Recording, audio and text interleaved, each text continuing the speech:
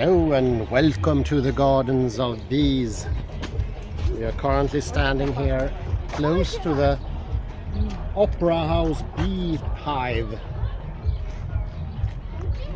And I had no idea that this little garden existed until April this year. I've been here a frequent guest for at least 40 years, so it was a bit of a surprise. And here we even have a nice pond going on here. I don't know if they have any fishes. Hopefully. No. There's no such thing here. But it's still very nice. Look at that. Tropical oasis. Is there a bird down there washing, or is it just in my bad eyesight? No, it was. Yes, it was. Not of that. Look at this.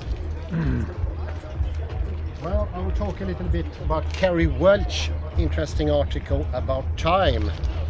And this is one of those massive problems for our present time, and that is we have great problem handling time. It seems that what I mentioned earlier, the thing of contradiction and difference make its voice heard, and we don't seem to have a choice. We cannot think inclusively.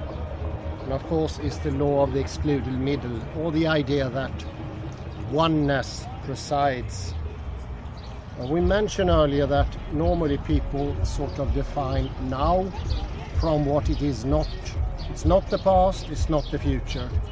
And that sort of dividing puts everything into problems. All of a sudden we cannot reach into the past because it's made an absence. It is one of the defining things of what is present, and therefore it naturally goes into the shadow. It's no longer aware. The past becomes unaware, and this is the reason modernity doesn't seem to have a history, because pastness itself disappears in this dividing process. And already Greek people defined the now as the most important thing, and everything else were shady copies of the living present, the presence of the voice in logocentrism, or the presence of the observer in a here and also in a now. Some people have looked into this, and I would like to take those philosophers that actually made a difference and helped us, I think, in this way of getting rid of one of those stricter divisions to open up into time and getting access once more both to the past and also the future. Lack of memory is one of the most common complaints nowadays, and there doesn't seem to be much to be done about it once it's established.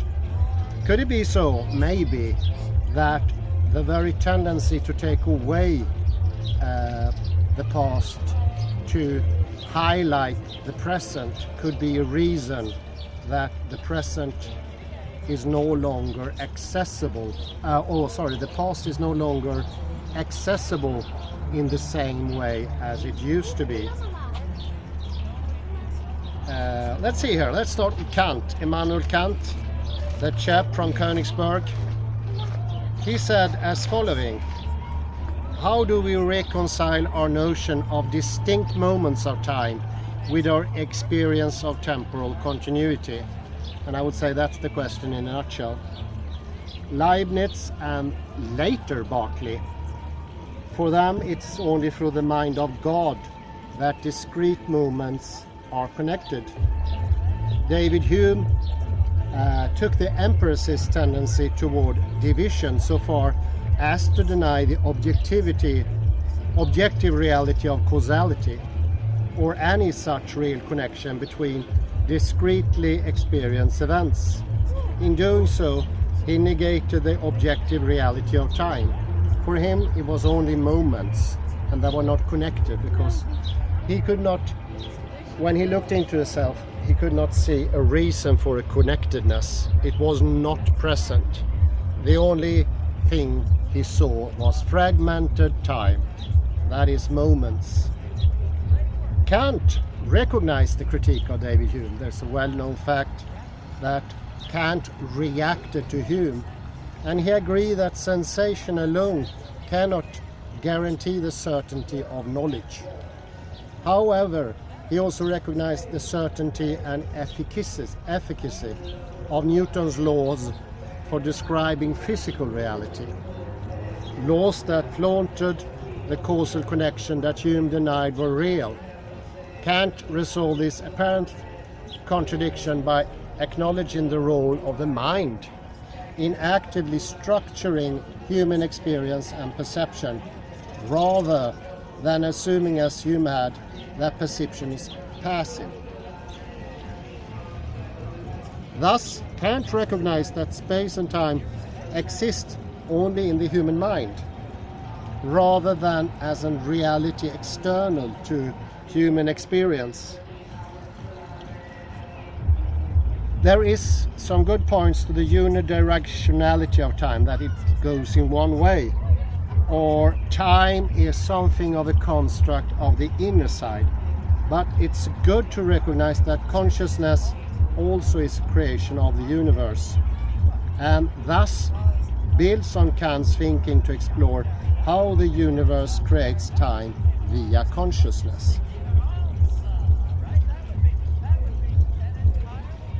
John McTaggart, this is an interesting name. Very few know about this philosopher, but when it comes to time, he has a very interesting proposal, and in the end it turns to be quite different from what you think in the beginning.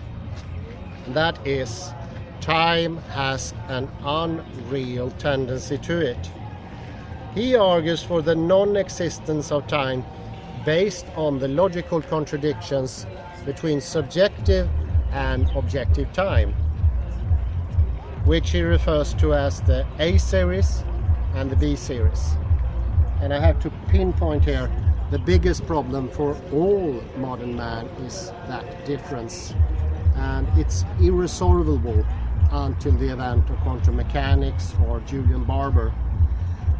It will sort of inflict injury to thinking, and the more we think about to solve the problem, the worse it gets. Let me continue with John McTaggart, because it's quite interesting. The categorization of parts of time into past, present and future changes depending upon the temporal point of reference, where the now is situated in the time. If one chooses the present as reference point, the division of past, present and future always change, because the present always changes. McTaggart refers this as the A series. The A series internal point of reference models as a subjective perspective on time. A continually changing temporal state, from future to present and then into the past, cannot correspond to a more objective perspective on time, the B series, that's the one we share, in which a position in time is described relative to other events, rather than relative to an experiencing subject. He does allow, however, for the reality of the C series, that in appearance is identical with the B series, except that it is non-temporal. This dissertation seeks to identify not the primacy of one series over another, but to explore how they interact with another, as discussed earlier on. And we talked about that some times away. And now we're getting into modern physics. The two biggest steps toward reconceptualization time arrived with relativity and quantum mechanics. The shift from Newton to Einstein curved a previously straight line of time, opened the possibility for closed temporal loops, as well as a scientific foundation for the role of timelessness. One can draw parallels between the timelessness of the Einsteinian Minkowski block universe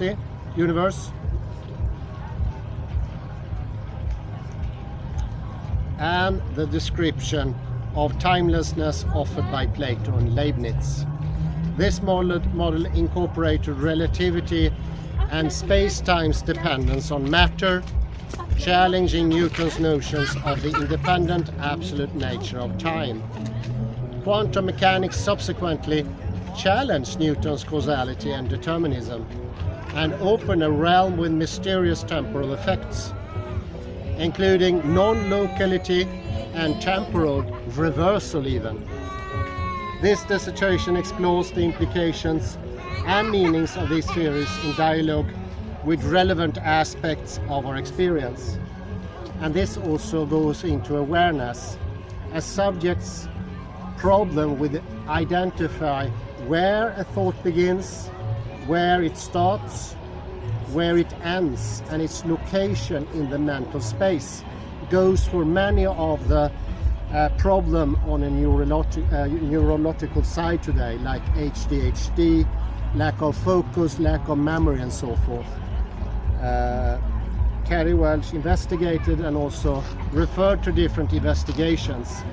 60 to 70% of the cases where there is a memory loss, it's not a lack of ability to memorize or recall memories. It's a lack to localize where in the thinking process you are situated. Without having a clear here and a clear now, you can't access memory. You need to know your destination, and you also need to know your point of departure. Otherwise, it's impossible. You could back if you want to.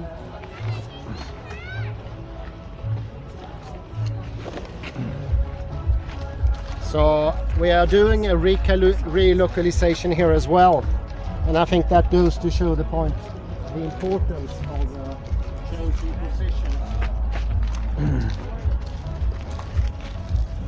It could be one of those figments of imagination that for some reason the mental aspect is not space. I would say that that is probably one of the main causes we don't access our memory. Oddly enough, the patient C, according to Kerry Welch, who trained his memory all his life, he was a reciter of text. He lost his capability to access his reciting power, although his memory was fantastic because of he had no localization power. He didn't understand that the mental space also was a space, and therefore he could not access his memory. For some people, and that is the majority, 60 to 70%, it is impossible to access localization, to know where in your mental space you are situated. And of course, this also has to do with fractality. In some ways, since reality in itself is a wave, it's a sort of a fractality, our understanding power is also fractality. And by realizing this and projecting actively a complex fractality, in the case of the ears, we already discussed this, it needs to be a tone that is almost audible. You can almost hear it. When it comes to mental projection, to know where you localize, the actual localization process is a material thing to some degree. It happens in your thinking space. And because of the iteration function in fractality, there is no scale difference. We have scale identity, but that is a completely different concept. Scale identity means that your mental space is also your ability to understand the bigger space, the next iteration. And your inability to understand that the inner space also is a literal space makes it impossible to access memory, even if you have a very good memory capacity, good training of it. It won't do any difference. Arne Bergson, on the other hand, recognizes the conflict between flowing time and something called specialized time as an error of the intellect, which substitutes stability for mobility and discontinuity for continuity. He also recognizes the problem with prioritizing standard logic over common sense, and claims that only intuition can provide absolute knowledge of ultimate reality as a necessary complement to the relative knowledge accessible through intellect. We will look a little bit more into this specific understanding, how intuition and intellect relate to one another vis-à-vis duration and divisible time.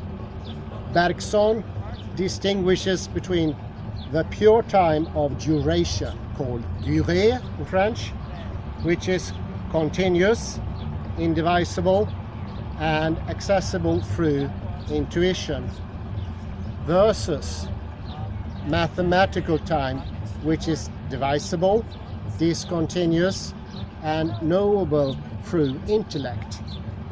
Fractals, this is the good thing, through the relation of the infinite and the finite, and the subjective to the objective, provide a way of deepening our understanding of the interface between duration and mathematical time. Let's also mention Alfred North Whitehead, an early 20th century philosopher, quite well known, and he recognized that both the duality and the simultaneity of the subjective and the objective, the eternal and the transient, related them to the mental and physical poles of individual actual occasions and of the universe as a whole. The universe is dual because, in the fullest sense, it's both transient and eternal. And that's an interesting point.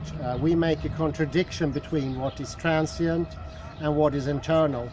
And therefore we lose eternity, which is proven, I think, by Milgram, who chose today that most believers don't have a concept of eternity because they only focus on the eternal and try to shut away the transient. Whereas on the opposite pole, people of secular views lack the transient feature of their reality because they try to linger on in contradicting eternity. They also miss out on the moments. That duality I find incredibly interesting as well because it rhymes with physics, it rhymes with quantum mechanics.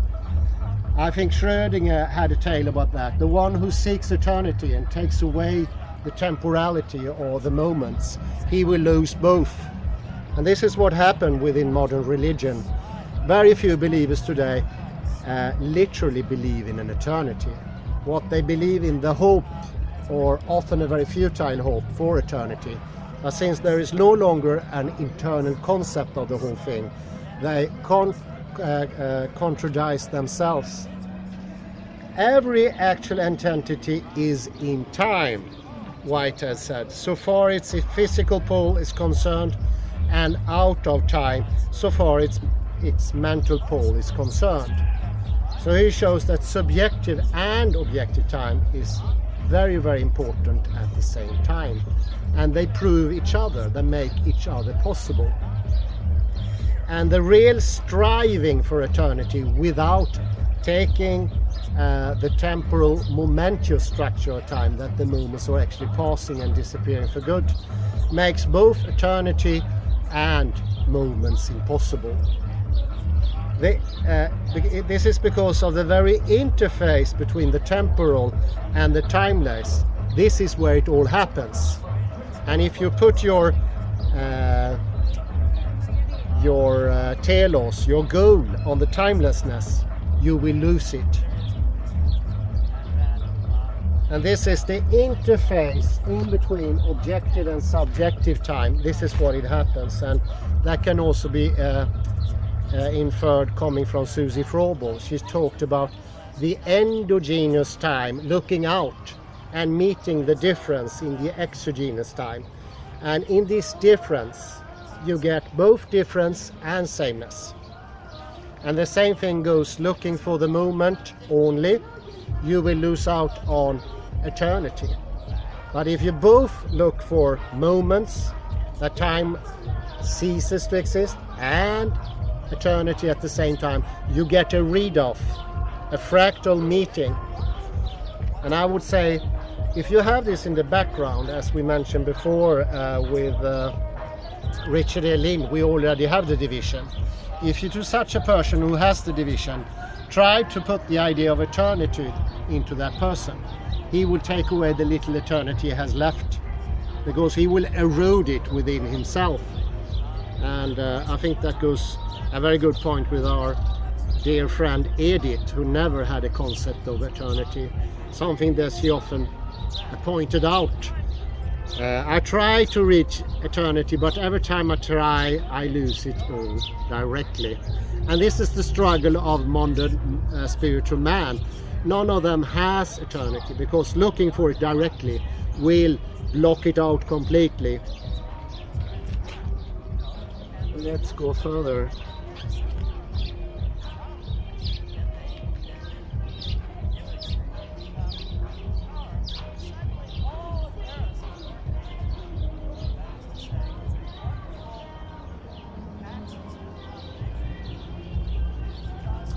Well, we have an interesting name here. Carrie Welch seemed to be impressed also of the French astrophysicist Laurent Notal, and whose work centers on his development of a theory of fractal space-time and scale relativity. And this is the book we mentioned previously from 1993. Yes, website. Yes, that's it. And now Susie Froebel, wow, uses a fractal model of time to explain some of our subjective experience of time, drawing on Penrose's concept of insight. Penrose is talking about insight. When you accept that time ends, your life is endable, that death will await you, you also reach out to eternity. And this is what Penrose calls insight. When you say there is nothing to understand, this is the opening of understanding. And McTaggart, as we mentioned before, his Ceres, she focuses on what the variables in fractal mathematics means in terms of our subjective experience of time. Carey identified 5 more general properties of fractals that provide mathematical modeling for 5 varieties of our subjective experience of time. Let's look at the different aspects of the fractal.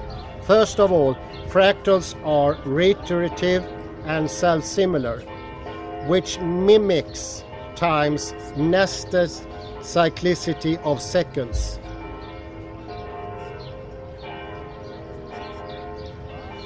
Within minutes, within hours, within days, within months, within seasons, within years, or of the short lifetimes of many generations of insects nested within long lifetimes of trees, self-similar in the patterning of birth, development and death.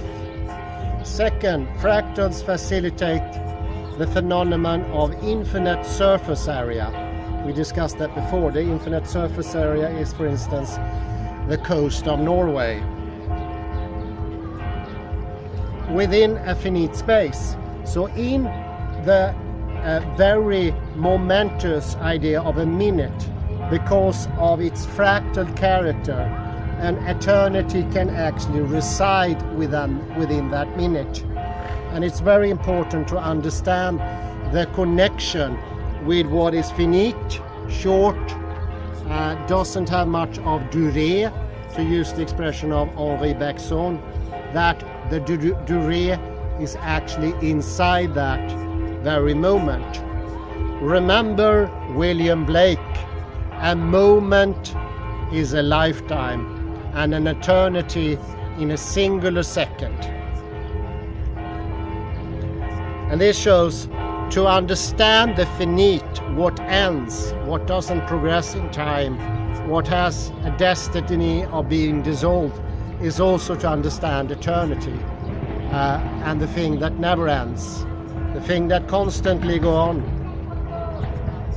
And this is also the manifestation that a finite space could exist in an infinite line, or a finite moment can actually be in the infinite expanse of time. So the infinity of time makes it possible to have the small moments, which we also need. Third, fractals often describe naturally irregular landscapes such as coastlines and mountains. Why not use them to describe timescapes as well? Think of a timeline with the added depth of a topographic map, where time moves most slowly up hills and more rapidly downhill. Fourth, the fractal dimension creates a dimension of scale, also viewed as a dimension of complexity, or as an interior dimension rather than an external dimension.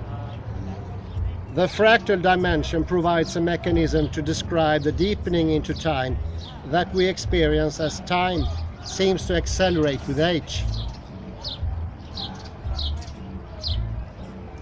And here we come into George Jaruszkiewicz, is a name to pronounce from only one place in the earth, Poland. He explores a fifth intriguing aspects of fractals, imaginary numbers. And he did that at the Native Workshop 2003. Notal's project does not include a link to the subject experience of time. This is something, however, George Jaruszkiewicz goes into. It is because when we have this root of -1, we get a number that's an impossibility. That's called in mathematics an imaginary number. The square root of -1 is one of those. And this is actually an opening to a fifth aspect of time. And in this fifth aspect of time, time is very oddly continuously forever. But in a sense, we don't know anything about. We can count on it. Notale mentioned it's probably something that very few people experience. But when I read this, I've started to think about the heart consciousness. In one of the other explanations of heart consciousness coming from another Amerindian person, I forgot his name now, but he's in the book.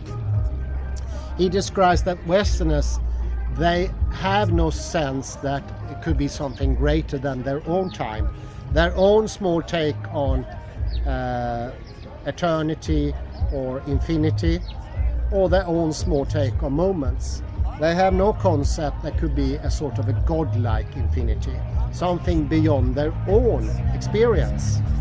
And this imaginary number on time, it's actually a new fractal, and this fractal doesn't have an end to it. It is endless no matter what. And this is still a real thing, oddly enough. Imaginary numbers is this strange twin of our reality, which is as real as ours, but on a first take it seemed to be unreal. Indeed, it's rather something more real than what we usually experience, because this covers both the momentous and the eternal at the very same time. It's an odd feature of imaginary time. And since I already found a book on imaginary time, I will have the pleasure to revisit the subject of imaginary time some other time. Pun intended, but it's very interesting. It goes to show things that we normally cannot perceive to be possible, so to speak. And it's also proven when people believe in eternity, they don't literally mean it. Milgram is one of those provers, but there's also a guy called how do you pronounce that name? This is probably Chakit Shejemil. It's the author of the book Flow. Is Hungarian. Mihail Csikszentmihalyi.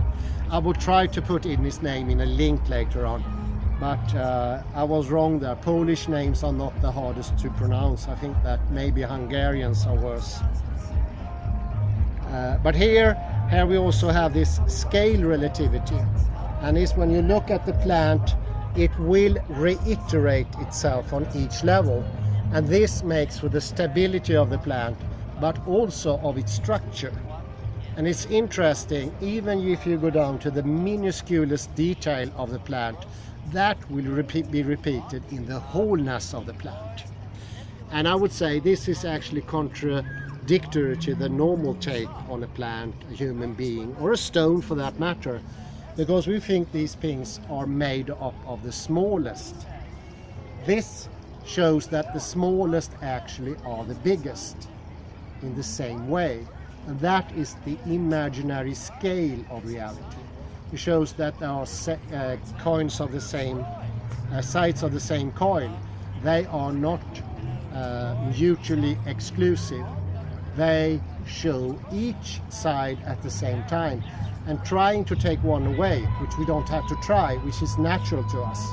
But until quantum mechanics, that's the, I would say, default state of seeing things, either or,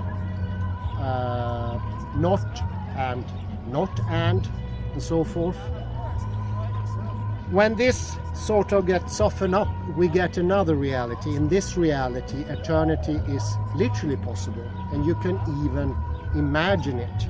It doesn't have to be a complete fantasy anymore. And then I started to think about the Indian people, and they usually survive the Milgram test with excellence. They don't change their mind mid-process. They keep to their ideas. And the only reason for that, concluded Milgram, must be they keenly experience eternity. They just don't, it's not like they only believe it. They try to believe it, or they hope for it. Because hoping for something gives an absolutely different result than seeing something or experience something in the results of Milgram. And that is incredibly interesting in itself. It seems that these people reach into reality itself in a much deeper level. I think I better end here and say thank you very much, and I wish you a very pleasant afternoon. Bye bye. Thank you.